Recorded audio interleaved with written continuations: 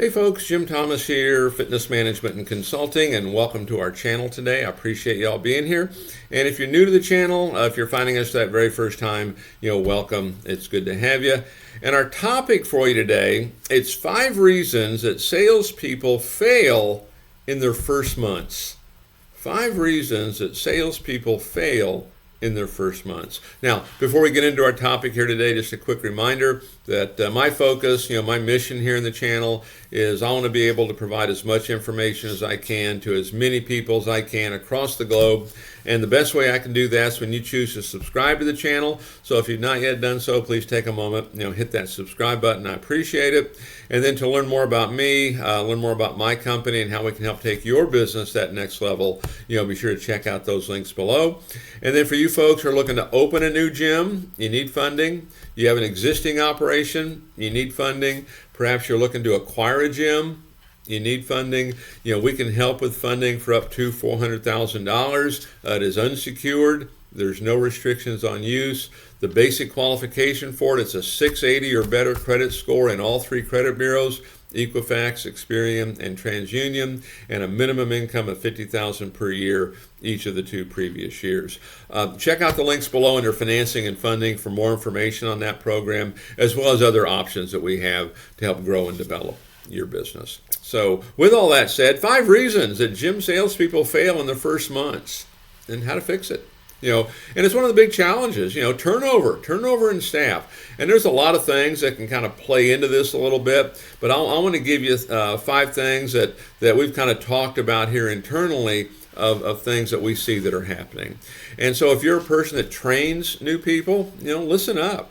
Okay, this might be able to help you, fix some of that and grow your business. If you're one of these folks that are struggling, what can you do to adjust, on some of this? And so number 1, fear of making a mistake. Fear of making a mistake.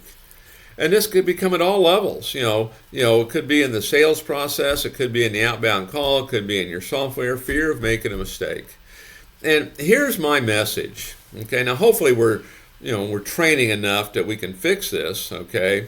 But my message is this: are there probably going to be mistakes? Probably.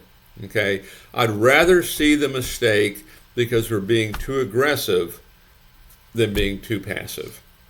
Okay, let's don't be in retreat mode when we're making a mistake. Let's make sure we're going forward when we make a mistake. And if you make it, let's just fix it.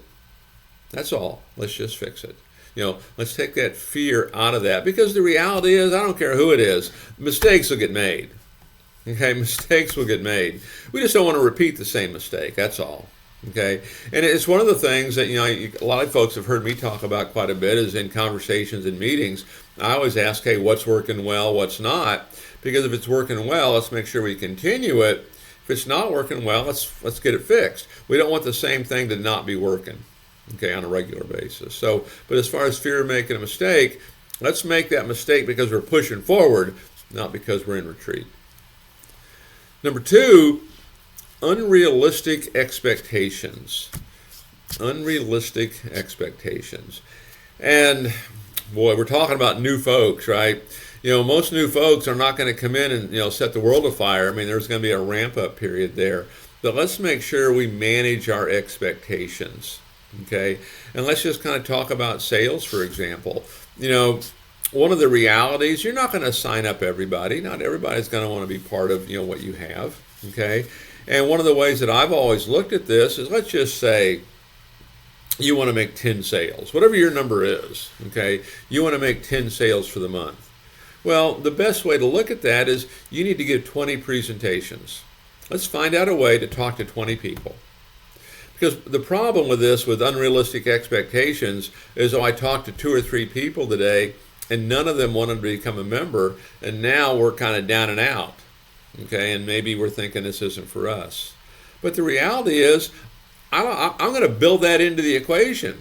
I already know half the people I talk to probably are not going to get started. I know that out of the gate. I just build it in. And so I want to make sure I'm clear on my expectations. I want to make sure I'm realistic on my expectations. Now, as you get better and better and better at this, we can take those expectations and we can really raise them up and do some great things. But starting out, We're trying to create an atmosphere where we can succeed, where we can gain confidence and build our self-esteem. Number 3, a little bit under the same banner here, but unclear goals and targets. Unclear goals and targets. I remember being in sales, first starting, terrible at it, and manager, a little frustrated maybe, and he goes, Jim, let me hear your presentation. Show me how you do it. And I grabbed a Post-it note and just wrote down some prices. And he goes, well, who showed you how to do that? I said, well, nobody. And he goes, that's just what I figured out to do. And of course, it was totally wrong. Okay. And I didn't know what the goals were in that presentation. I didn't know what the targets were. Okay. I didn't know that, hey, I'm supposed to be focused on solving problems. I didn't know that there's a certain process of how you do this. Okay. Wasn't clear on it. I wasn't even clear on how I made money. Okay. I was just hired, and here we are. Okay, now I take responsibility for all of that. I need to know all of that. I need to ask the questions. But these things happen. These things happen. Make sure there's clear goals and clear targets. Okay, how many new leads are expected? How many phone calls are expected? How many appointments are expected? How many sales? Okay, what are the goals and targets? Make sure we're really clear on this stuff. Okay, I say it all the time on how do we get paid.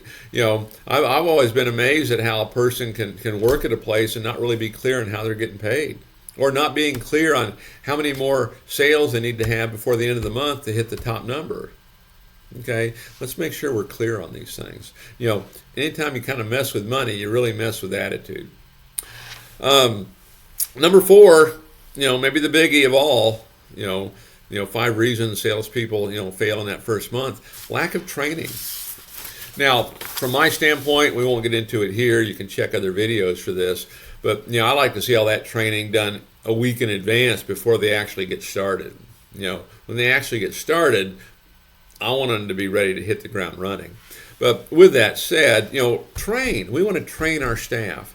And at bare minimum, a 1-hour training every week, sales training. Maybe a 5 to 10 minute training every day. Maybe it could just be a role play. Let's role play this scenario. Could be all that it is. Maybe you got new hire training once a week. Maybe you've got management training. Okay, whatever level you're at. But we want to train our staff. Training your staff is, your staff is your brand. Your people are your brand. Train them, train them, train them. If we want to limit turnover, if we want to help people succeed, we want to help them get through the difficult times, train them. Hold them accountable in a positive way. Put them in a position to succeed. And so if we're going to be going over, say, sales process, I'm going to tell everybody, okay, tomorrow, training class, we're covering sales process. Be prepared to role play it. Here's some of the things I'll be looking for. Because now they'll go work on it, which is what I want them to do. They come in, they're ready to go. And if they can do it in that environment, it's a lot easier to do it with the customer. And then number 5 on my list for reasons that salespeople fail in those first months, lack of support and guidance. Lack of support and guidance. From a managerial standpoint, what our job is, from what I see, is we want to create an atmosphere that allows a motivated person to act. This is going to be training. This is going to be process and follow up, and it's encouragement. It's catching and doing something right. Okay, and it's following up. One of the mistakes that sometimes management makes is we want to do all these things and we say all these things, but we don't always follow up. Okay, and so make sure that's part of the equation. And if you're one of the individuals that's struggling, and again, I go back to me. It's one of the things that I think helps me become a good trainer, for sales staff, because I've been at the top, also been at the bottom. Okay, and I know how I did it myself. Okay, I know how I did it myself. Once I figured things out or started to figure things out, I was always asking questions. I was, buying books. I was reading the books. I was using the books to train on. I was memorizing information. And so I took some of that, on myself. But if you're in charge, make sure a lot of support, a lot of guidance. So we want to eliminate that fear of making a mistake. We want to make sure we have, fair expectations when we first get started, clear goals and targets, Make sure we're training. I can't stress that one enough to you. And then make sure we're giving proper support and guidance. And at the end of the day, your sales numbers, your staff turnover, your culture, your morale, that'll tell you if you're doing this. Because if all those things are in place, yeah, you're doing it. If those things aren't happening at some level, we're probably not doing this, and it's worth a review. So take a look. So folks, again, my name's Jim Thomas. My company's Fitness Management and Consulting. Appreciate you being here at the channel today. And if you've not yet done so, please take a moment, hit that subscribe button. Yeah, we appreciate it. And then to learn more about me, learn more about my company and how we can help take your business that next level, be sure to check out those links below. And then for you folks who are opening a new gym, you need funding, you have an existing gym, you need working capital, you're looking to acquire a gym, you need funding, we can provide funding for up to $400,000. It is unsecured. There's no restrictions on use. Minimum credit scores of 680 or better in all three credit bureaus, Experian, Equifax, TransUnion, and minimum income of $50,000 per year, each of the two previous years. Check out the links below under financing and funding, for additional information on that, as well as other programs, to help you grow and develop your business. So folks, I appreciate you being here on the channel today, and we'll look forward to seeing you on that next video.